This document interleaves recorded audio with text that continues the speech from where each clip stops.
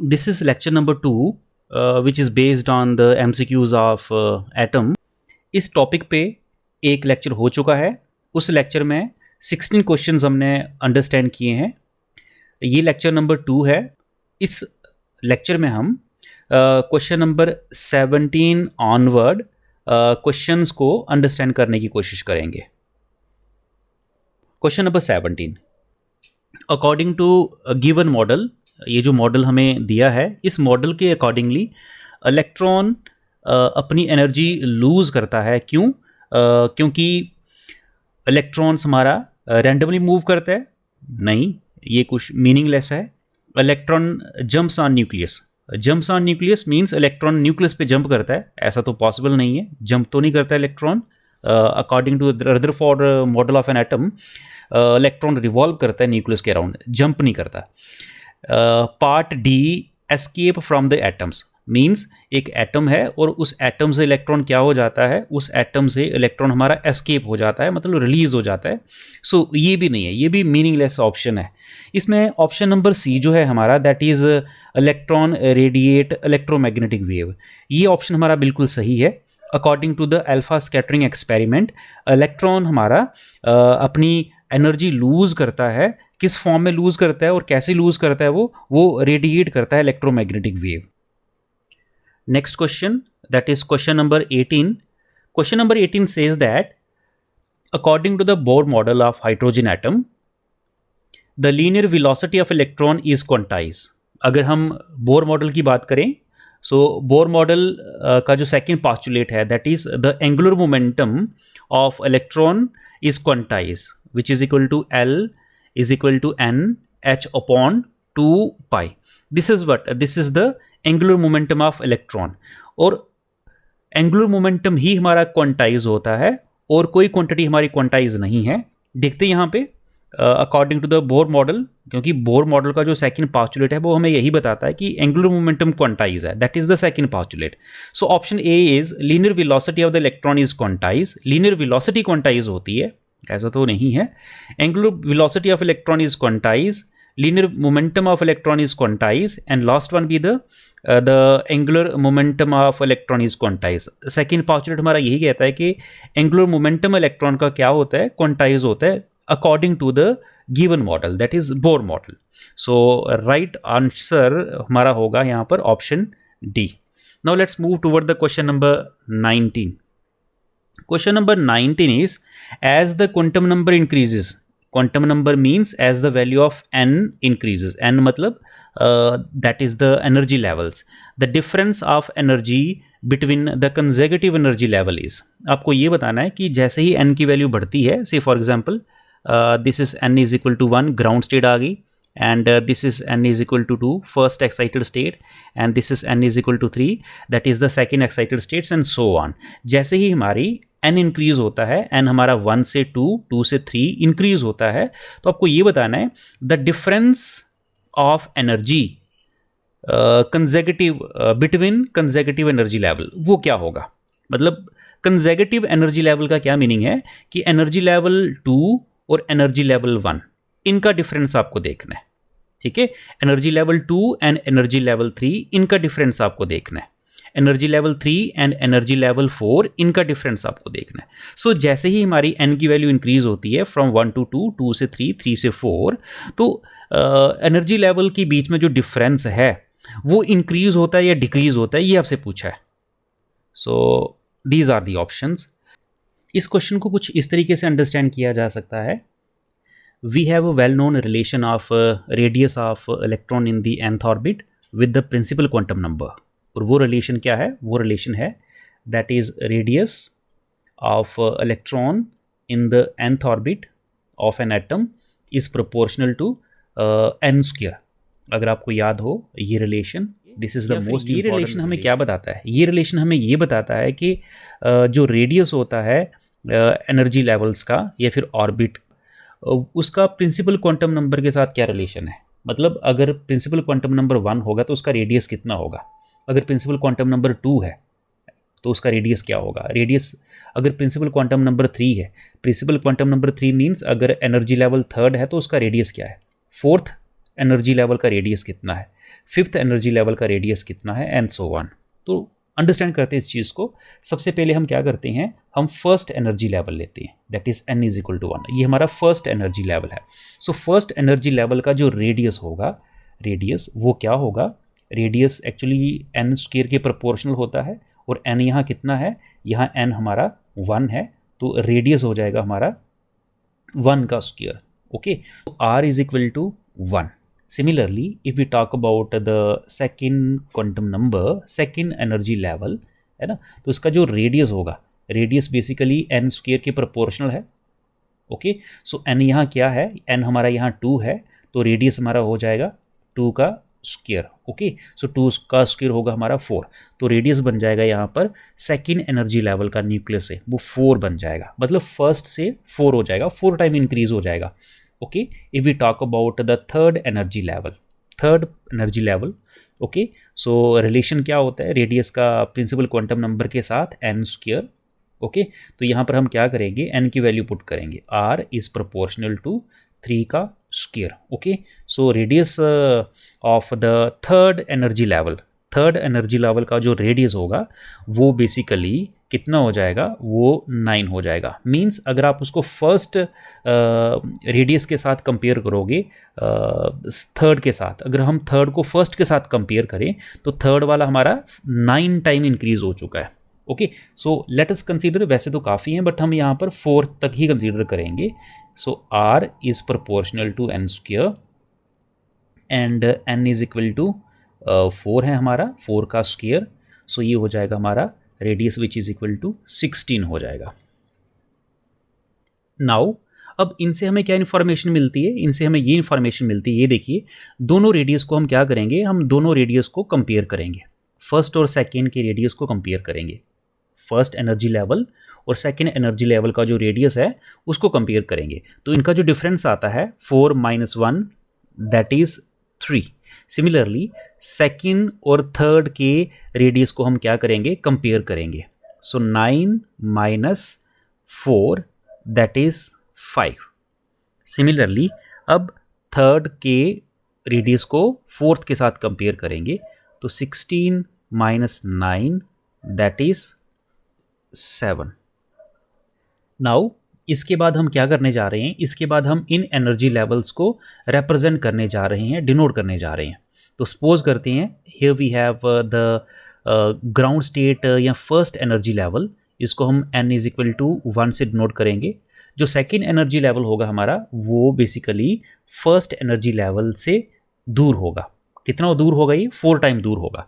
तो सपोज करते हैं कि ये 4 टाइम है यहाँ पर, this is our second energy level. इस रिलेशन का यही मीनिंग होता है कि एनर्जी लेवल्स हमारे इक्विस्पेस्ड नहीं होते हैं। यूजुअली हम क्या करते हैं, एनर्जी लेवल्स को इक्विस्पेस ड्रा कर देते हैं, कुछ इस तरीके से ड्रा कर देते हैं, energy level number 1, energy level number 2, energy level number 3, इक्विस्पेस्ड मतलब स्पेसिंग जो होती है फर्स्ट सेकंड के बीच में उतनी ही हम सेकंड और थर्ड के बीच में रखते हैं, उतनी थर्ड और फोर्थ के बीच में रखते हैं। यूजुअली ऐसा नहीं होता है। ये रिलेशन हमें ये बताता है कि जो स्पेसिंग होती है एनर्जी लेवल्स के बीच में वो बराबर नहीं होती है। फर्स्ट एनर्जी लेवल अगर 1 पे है, सेकंड एनर्जी लेवल हमारा उससे 4 टाइम दूर होगा। ठीक है, सो ये हमारा सेकंड एनर्जी लेवल है, ये हमारा 4 टाइम दूर है किससे, फर्स्ट से। और जो थर्ड होगा हमारा वो फर्स्ट से 9 टाइम दूर है, या फिर सेकंड से वो दूर ही है। ठीक है, तो इसको हम ऐसे रिप्रेजेंट कर देते हैं, ये हमारा n इज इक्वल टू 3 हो जाएगा। Okay, and so on. इसी तरीके से ऊपर की तरफ हमारे क्या होंगे, एनर्जी लेवल्स होंगे। ओके, जो मेन चीज़ है जो आपको अंडरस्टैंड करनी है वो ये करनी है कि फर्स्ट एनर्जी लेवल की एनर्जी कितनी होती है, -13.6 इलेक्ट्रॉन वोल्ट। ओके, नाउ जो सेकेंड एनर्जी लेवल है इसकी एनर्जी होती है -3.4 इलेक्ट्रॉन वोल्ट। जो थर्ड लेवल है हमारा that is n is equal to 3, इसकी एनर्जी होती है -1.5 electron volt and so on. अब क्वेश्चन क्या पूछा गया हमसे, क्वेश्चन हमसे ये पूछा गया कि as the quantum number increases, जैसे ही n की वैल्यू क्या होगी, इंक्रीज होगी, the difference of energy between the consecutive energy level, दो एनर्जी लेवल्स के बीच में, जैसे फर्स्ट और सेकंड एनर्जी लेवल्स के बीच में जो एनर्जी का डिफरेंस है एनर्जी का डिफरेंस क्या होगा, डेल्टा ई। सिमिलरली सेकंड और थर्ड के बीच में जो एनर्जी लेवल्स हैं, इनके बीच का जो एनर्जी लेवल है, एनर्जी डिफरेंस है सॉरी, वो क्या है, वो आपको इंक्रीज होता हुआ नजर आएगा या फिर डिक्रीज होता हुआ नजर आएगा। ठीक है, तो वो देख लेते हैं। सबसे पहले फर्स्ट और सेकंड के बीच का देख लेते हैं, दैट इज डेल्टा ई। इसको आप ऐसे लिख लो, ई टू माइनस E1। ठीक है, याद रहे, आप ढूंढोगे कि E1 कहाँ है, E1 यहाँ पर है, इसको आप E2 कंसिडर करो, ये आपका E2 है। सो E2 माइनस E1, E2 कितने, -3.4 माइनस, और E1 कितने, 13.6 इलेक्ट्रॉन वोल्ट। तो कितना आ जाएगा ये, -3.4 प्लस 13.6। इसको अगर हम सॉल्व करें तो ये निकल के आता है प्लस 10.2 इलेक्ट्रॉन वोल्ट। ठीक है, फर्स्ट और सेकंड के बीच में एनर्जी डिफरेंस इतना है। नाउ अब सेकंड और थर्ड के बीच का एनर्जी डिफरेंस हम यहाँ पर देखते हैं और देखेंगे कि क्या ये इंक्रीज हो रहा है या डिक्रीज हो रहा है। Okay, so delta E that is E3 minus E2। E3 कितनी है, -1.5 माइनस फार्मूले का, और E2 की वैल्यू माइनस है 3.4। ओके, सो ये बन जाएगी -1.5 माइनस माइनस प्लस हो जाएगा ये 3.4।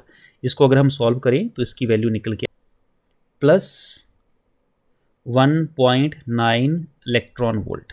नाउ अब आप खुद देख लीजिए, यहाँ से फर्स्ट और सेकंड के बीच में एनर्जी डिफरेंस कितना है, 10.2 इलेक्ट्रॉन वोल्ट, 10.2 इलेक्ट्रॉन वोल्ट। और सेकंड और थर्ड के बीच में एनर्जी डिफरेंस कितना है, 1.9 इलेक्ट्रॉन वोल्ट। अब जैसे ही हमारी एन की वैल्यू इंक्रीज हो रही है, जैसे ही हमारी एन की वैल्यू इंक्रीज हो रही है, तो आपने क्या देखा, आपने ये देखा कि जो कंसेक्यूटिव एनर्जी लेवल के बीच में एनर्जी डिफरेंस है वो हमारा क्या हो रहा है, डिक्रीज हो रहा है। ठीक है, सो ये हमने यहाँ से देखा। सो वही चीज़ आपको यहाँ से अंडरस्टैंड करनी है। ऑप्शंस में क्या लिखा हुआ है, ऑप्शन में ये लिखा हुआ है कि एनर्जी डिफरेंस दो कंसेक्यूटिव एनर्जी लेवल्स के बीच में सेम रहेगा। ये तो बिल्कुल गलत है। इंक्रीज होगा, नहीं, इंक्रीज तो नहीं होगा, ये भी गलत है। डिक्रीज होगा, यस, 10.2 से 1.9 हो गया, और देखोगे तो और कम होता जाएगा ये। So C be the right option, C हमारा राइट ऑप्शन है। Let us move toward the question number 20। Question number 20 says that, क्या बोल रहा है ये, according to the Bohr theory of hydrogen atom, the speed of electrons, its energy and radius of its orbit varies with the principal quantum number. अब इसमें आपको relations पता होना चाहिए, प्रोपोर्शनैलिटी पता होनी चाहिए एनर्जी की, स्पीड की और रेडियस की। As we all know that हमारी जो वेलोसिटी होती है वो प्रिंसिपल क्वांटम नंबर के इन्वर्सली प्रोपोर्शनल होती है। हमारा जो रेडियस होता है वो प्रिंसिपल क्वांटम नंबर के प्रोपोर्शनल होता है, दैट इज़ n²। एंड हमारी जो एनर्जी होती है, एनर्जी हमारी वो भी हमारी इन्वर्सली प्रोपोर्शनल होती है, किसके, प्रिंसिपल क्वांटम नंबर के। ठीक है, सो 3 क्वांटिटीज़ यहाँ आपसे पूछी गई हैं कि according to the Bohr theory of hydrogen atom. पहली है स्पीड, स्पीड ऑफ इलेक्ट्रॉन, दूसरी है एनर्जी, और तीसरी है रेडियस। ठीक है, पहली है स्पीड, दूसरी है एनर्जी और तीसरा है रेडियस। सो क्या रहेगा रिलेशन इनका, स्पीड, एनर्जी और रेडियस का, दैट विल बी, स्पीड की है हमारी प्रोपोर्शनैलिटी 1/n, एनर्जी की है 1/n², एंड रेडियस का है n²। तो इनमें से आप चारों ऑप्शन में से ये वाला ऑप्शन कहाँ पर है ये देख लो, that will be our answer. 1/n, n² नहीं, n 1/n नहीं, 1/n ये भी नहीं है, 1/n 1/n² एंड n² होगा यहाँ पर। आई थिंक ऑप्शन यहाँ पर ये 1/n² नहीं है, ये n² होगा यहाँ पे, simple. So option D B the right one, D बिल्कुल सही है। Let's move toward the next MCQs। MCQs number 21। MCQs number 21 says that in term of bore radius, आपको पता होना चाहिए कि बोर रेडियस क्या होता है। R1 जो फर्स्ट रेडियस होता है हमारा, उसको हम बोर रेडियस बोलते हैं। ओके, जो सबसे छोटा रेडियस होता है उसको हम बोर रेडियस बोलते हैं। ये चीज़ आपको याद रखनी है। और इसको डिनोट कैसे करते हैं? इसको डिनोट करते हैं आर नॉट से। ठीक है, सो ये हमारा बोर रेडियस होता है। In term of Bohr radius, the radius of the second Bohr orbital of hydrogen atom is, क्या होगा? अब आपको रिलेशन तो पता ही है, relation is equal to R is equal to N square. Clear है?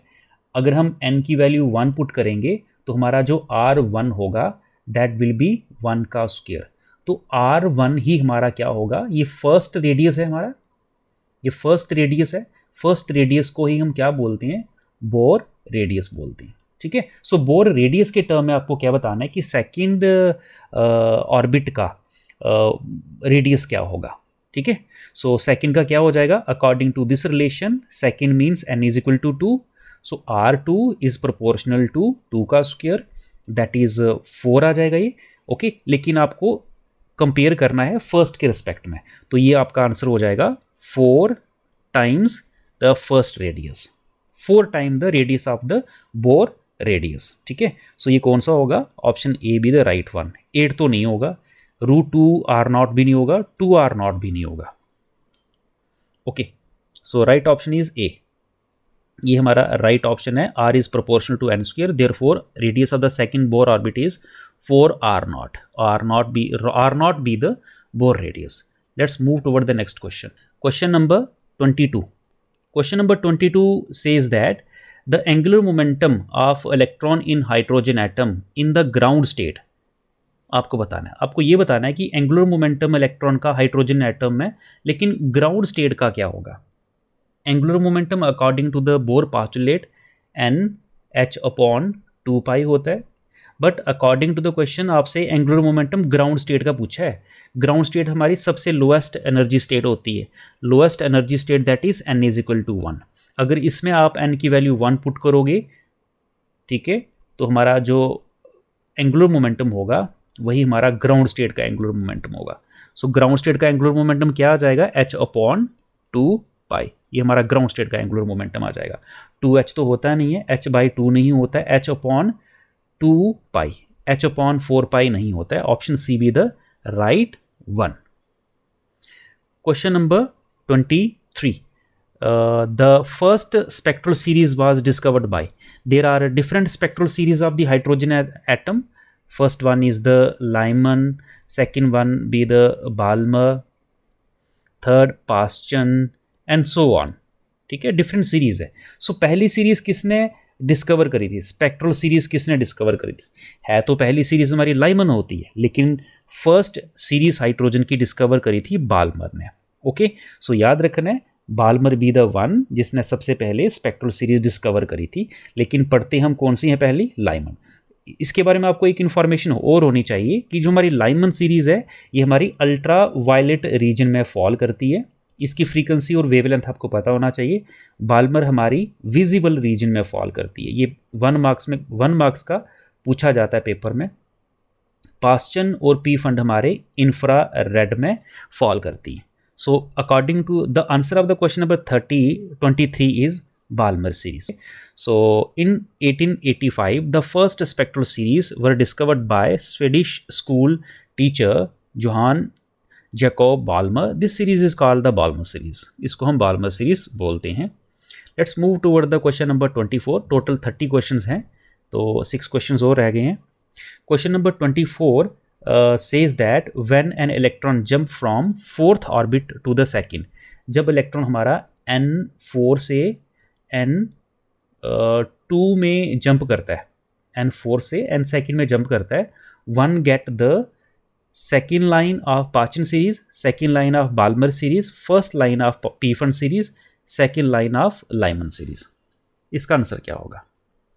सो इस क्वेश्चन में एक इन्फॉर्मेशन हमें दी गई है कि इलेक्ट्रॉन हमारा सेकेंड एनर्जी लेवल पे फॉल कर रहा है, तो फाइनल स्टेट क्या होगी हमारी फाइनल स्टेट होगी 2। ओके, अगर फाइनल स्टेट हमारी 1 हो तो कौन सी सीरीज होती है? हमारी लाइमन सीरीज होती है, आपको पता है। बट अगर फाइनल स्टेट हमारी क्या हो? अगर फाइनल स्टेट हमारी सेकंड हो तो हमारी जो सीरीज होती है that will be the Balmer series. तो यहाँ पर पाचन सीरीज़ हो सकती है क्या? नहीं। यहाँ पर पीफंड सीरीज़ हो सकती है क्या? नहीं। लाइमन सीरीज़ हो सकती है क्या? नहीं। यहाँ पर बाल्मर सीरीज़ हो सकती है। लेकिन बाल्मर सीरीज़ की ये सेकेंड लाइन है। सेकेंड लाइन क्यों? क्योंकि फर्स्ट लाइन क्या होगी इसकी? फर्स्ट लाइन होगी N3 to N2, ये हमारी फर्स्ट स्पेक्ट्रल लाइन होगी। सेकेंड स्पेक्ट्रल लाइन होगी N4 to N2, ठीक है। तो इसलिए फर्स्ट स्पेक्ट्रल लाइन ये, सेकेंड लाइन हमारी होगी ये। तो अकॉर्डिंग टू द क्वेश्चन, अगर फोर्थ से सेकेंड में इलेक्ट्रॉन जंप करता है तो हमारी बाल्मर सीरीज होगी, लेकिन बाल्मर सीरीज की वो सेकेंड लाइन होगी। Okay, so right option B the B part. Let's move forward. In which of the following series does the 1 to 1.5 nanometer line of spectrum of hydrogen atom lies? आपको ये बताना है, आपको एक wavelength दी है। Wavelength कितनी दी है? वेवलेंथ दी है 1 to 1.5 नैनोमीटर। इसको अगर हम एंगस्ट्रॉम में कन्वर्ट करें तो ये बन जाएगा आपका 1 to 1.5 एंगस्ट्रॉम। तो ये वेवलेंथ जो है ये किस रीजन में फॉल करती है, आपको ये बताना। लाइमन में, बाल्मर में, पाचन में, ब्रैकेट में। तो ये आपको लर्न करनी पड़ेगी सारी सीरीज़ की। लाइमन सीरीज़ की लैम्डा मिनिमम से लेके लैम्डा मैक्सिमम तक की रेंज आपको लर्न करनी पड़ेगी। सिमिलरली बाल्मर सीरीज़ की भी मिनिमम वेवलेंथ से मैक्सिमम वेवलेंथ आपको लर्न करनी पड़ेगी। क्वेश्चन पेपर में ये क्वेश्चन आ सकता है। जैसे यहाँ पर एक वेवलेंथ आपको दे दी गई है और पूछा गया है कि बताइए ये किस रीजन में फॉल करती है या किस सीरीज़ में ये आपको मिलेगी ये वाली वेवलेंथ, तो ये पता होना चाहिए। तो जितनी भी सीरीज़ हैं, चाहे लाइमन, बाल्मर, पाचन, ब्रैकेट सीरीज़ हैं, इनकी मिनिमम और मैक्सिमम वेवलेंथ सभी की आपको क्या होना चाहिए? पता होना चाहिए, ठीक है। इसका जो राइट ऑप्शन आंसर है वो है A. Since that much amount of wavelength line of spectrum of hydrogen atom lies in the ultraviolet region. अगर अल्ट्रावायलेट रीजन में लाई कर रही है तो ये हमारी लाइमन सीरीज में फॉल करेगी। Okay, so next move to the question number 26। Question number 26 says that which of the following series in the spectrum of hydrogen atoms lies in the visible region of electromagnetic spectrum? अब आपको पता है कि पाचन series हमारी infrared पे लाई करती है, इंफ्रारेड रीजन में फॉल करती है। बाल्मर सीरीज हमारी विजिबल रीजन में फॉल करती है। ये आपको पता होना चाहिए, 1 मार्क्स का पेपर में पूछा जाता है एमसीक्यूज की फॉर्म में। लाइमन हमारी अल्ट्रावायलेट में और ब्रैकेट हमारी इंफ्रारेड रीजन में ये फॉल करती है ये सीरीज। तो क्वेश्चन में विजिबल रीजन पूछा है तो विजिबल रीजन हमारा होगा Balmer series. B the right one. जैसे यहाँ पर वेवलेंथ दी है, वेवलेंथ आपको मिनिमम टू मैक्सिमम चारों सीरीज की, पांचों सीरीज की लर्न करनी पड़ेगी। पेपर में ये डायरेक्ट पूछी जा सकती है। Question number 27। Question number 27 says that the shortest wavelength in Balmer series of hydrogen atom is dash, and this is obtained by substituting dash in the Balmer formula. Here A and B are. अब ये direct थोड़ा fact based आ गया। आपको पता होना चाहिए कि shortest wavelength lambda minimum कितनी होती है किसकी? बाल्मर सीरीज़ की। ये आपको पता होना चाहिए। और उसके बाद ये पूछा है कि कैसे मिलेगी ये वाली वेवलेंथ आपको, ठीक है तो मिनिमम कब मिलती है वेवलेंथ हमें? जब एनर्जी क्या हो? जब एनर्जी मैक्सिमम हो। और एनर्जी मैक्सिमम कब होती है? जब एनर्जी के बीच में, दो कंसेक्यूटिव एनर्जी लेवल के बीच में डिफरेंस क्या हो? आपका मैक्सिमम हो। ओके, सो इस केस में हम इनिशियल क्या कंसीडर करते हैं? इनिशियल इन्फिनिटी कंसीडर करते हैं और फाइनल हम क्या करते हैं? कोई एक स्टेज ले लेते हैं। अगर ये बाल्मर है तो बाल्मर में हमारा N2 क्या होगा? हमारा फाइनल होगा। ओके, सो ये आप कर सकते हो, ये मैं आप पे छोड़ रहा हूँ, ईजी है ये। इसका जो आंसर होगा that will be the part D. Infinity से क्या होगा? इलेक्ट्रॉन फॉल करेगा हमारा इन्फिनिटी से। ओके, और कहाँ फॉल करेगा? ये N2 में फॉल करेगा। तो डेल्टा ई एच नू एच सी बाई लेमडा। तो यहाँ से आप वेवलेंथ निकाल सकते हो। क्वेश्चन नंबर 28, दो क्वेश्चंस रहते हैं। In hydrogen atom, which of the following electronic transition would involve the maximum energy change? आपको ये बताना है कि सबसे ज़्यादा एनर्जी चेंज हमें किस ट्रांजिशन में देखने को मिलेगी।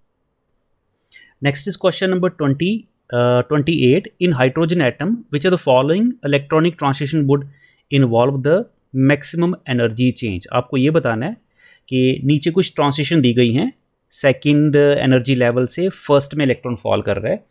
थर्ड एनर्जी लेवल से फर्स्ट में फॉल कर रहा है, फोर्थ एनर्जी लेवल से इलेक्ट्रॉन सेकंड में फॉल कर रहा है, और थर्ड से सेकंड में फॉल कर रहा है। आपको ये बताना है कि सबसे ज़्यादा चेंज इन एनर्जी दो लेवल्स के बीच में आपको कौन सी ट्रांजिशन में देखने को मिलेगी। तो ये सेकंड से फर्स्ट में इलेक्ट्रॉन फॉल कर रहा है, तो इतनी ज़्यादा चेंज इन एनर्जी हमारी नहीं होगी। ओके, अगर हम सी पार्ट देखें तो फोर्थ से सेकंड में फॉल कर रहा है, फोर्थ से, ये थर्ड और ये फोर्थ से सेकंड में फॉल कर रहा है, बीच में एक ही एनर्जी लेवल है। ओके, अगर हम डी को देखें तो थर्ड से सेकंड में फॉल कर रहा है, तो ये भी नहीं होगा, ये भी नहीं होगा। इसमें और इसमें थोड़ा सा एनर्जी लेवल ज़्यादा होगा। क्यों? क्योंकि यहाँ पर इलेक्ट्रॉन हमारा थर्ड एनर्जी लेवल से फर्स्ट में फॉल कर रहा है और ये फोर्थ से सेकंड में फॉल कर रहा है। तो B1 जो है इसकी एनर्जी डिफरेंस ज़्यादा होगा, क्योंकि ये थर्ड से फर्स्ट में फॉल कर रहा है।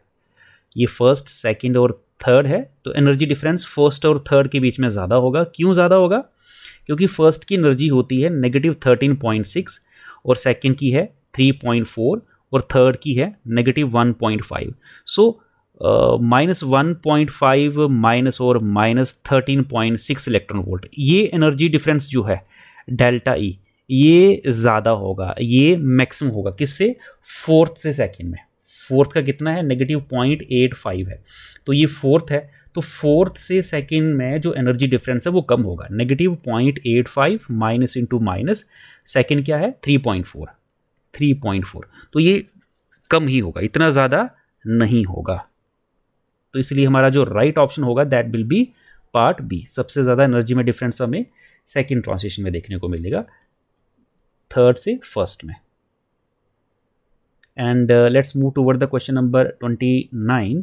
Question number 29 says that hydrogen atom excites energy levels, fundamental states, and 3. The number of spectral lines according to the Bohr is. According to the question number 29, question number 29 में आपको ये बताना है कि नंबर ऑफ स्पेक्ट्रल लाइंस कितनी होंगी, वो आपको बतानी है। So number of spectral lines calculate करने का हमारे पास एक मेथड है, और वो मेथड क्या है? वो मेथड है ये n is equal to n-1/2, ये हमारे पास मेथड है। So number of spectral lines calculate करने का मेथड आ जाएगा हमारे पास n into n-1 divided by 2। आपसे ये पूछा गया है कि अगर इलेक्ट्रॉन हमारा थर्ड एनर्जी लेवल से फॉल करता है फर्स्ट एनर्जी लेवल में, तो कितनी स्पेक्ट्रल लाइंस होंगी? तो number of spectral lines that is capital N which is equal to 3 into 3-1 divided by 2, तो ये बन जाएगा 3 into 2/2, that is 3 spectral line बनेगी। ठीक है, ओके। इन 3 स्पेक्ट्रल लाइंस का क्या मतलब है, इसको कुछ इस तरीके से अंडरस्टैंड करिए। Let me consider 3 energy levels. This is the first energy level, this is the second energy level, and this is the third energy level. Okay, so according to the question electron हमारा third energy level पे है, तो वो fall करेगा किसमें? Second में। वो second में फॉल कर सकता है। सेकंड में जब वो फॉल करेगा तो एक स्पेक्ट्रल लाइन हो जाएगी हमारी। सिमिलरली इलेक्ट्रॉन हमारा सेकंड से थर्ड में फॉल कर सकता है। ठीक है, तो ये हमारी सेकंड स्पेक्ट्रल लाइन हो जाएगी। ये भी तो प्रोबेबिलिटी हो सकती है, कंडीशन हो सकती है कि वो थर्ड से सीधा फर्स्ट में फॉल करे, तो ये हमारी थर्ड स्पेक्ट्रल लाइन हो जाएगी। तो स्पेक्ट्रल लाइन का ये मीनिंग होता है। सो ऑप्शन क्या होगा हमारा? ऑप्शन बी होगा, दैट इज 3 स्पेक्ट्रल लाइंस बनेगी। Let's move toward the last question of this lecture, that is the question number 13। In Bohr model electrons are revolving in a circular orbits around the nucleus. ये जो circular orbits हैं जिन पे electron हमारा revolve करता है, उनको क्या बोला जाता है? ऑप्शन ए कहता है कि उनको स्टेशनरी ऑर्बिट्स कहते हैं। हाँ, बिल्कुल सही है, उनको स्टेशनरी ऑर्बिट्स ही कहते हैं। क्यों? क्योंकि वो ऑर्बिट्स जो हैं, उन ऑर्बिट्स पे इलेक्ट्रॉन हमारा रिवॉल्व करता है और अपनी एनर्जी रेडिएट नहीं करता, लूज़ नहीं करता। ओके, और उन ऑर्बिट्स पे इलेक्ट्रॉन अगर रिवॉल्व करे तो उनकी एनर्जी वही रहती है, अपनी एनर्जी वो चेंज नहीं करते हैं। ओके, सो ये सही है। Second, non radiating orbits. इन ऑर्बिट्स को हम नॉन रेडिएटिंग ऑर्बिट्स भी बोलते हैं। क्यों? क्योंकि इलेक्ट्रॉन इन्हीं ऑर्बिट पे रिवॉल्व करता है, तो अपनी एनर्जी लूज़ नहीं करेगा। जितनी एनर्जी उनके पास रहती है उतनी ही रहती है, लूज़ नहीं होती है। इनको बोर ऑर्बिट्स भी बोला जाता है। क्यों? क्योंकि ये ऑर्बिट्स इन ऑर्बिट्स का कॉन्सेप्ट बेसिकली बोर ने दिया था। तो इसलिए इनको बोर ऑर्बिट्स भी बोला जाता है। ऑल ऑफ दीज, यस, तो इसका आंसर क्या होगा? D, all of these. So this is all about in today's lecture. ये हमारा आज का लेक्चर था। इसमें हमने टोटल 30 क्वेश्चंस देख लिए हैं, 1 और 2 लेक्चर्स को मिला के। So that is all about. Thank you.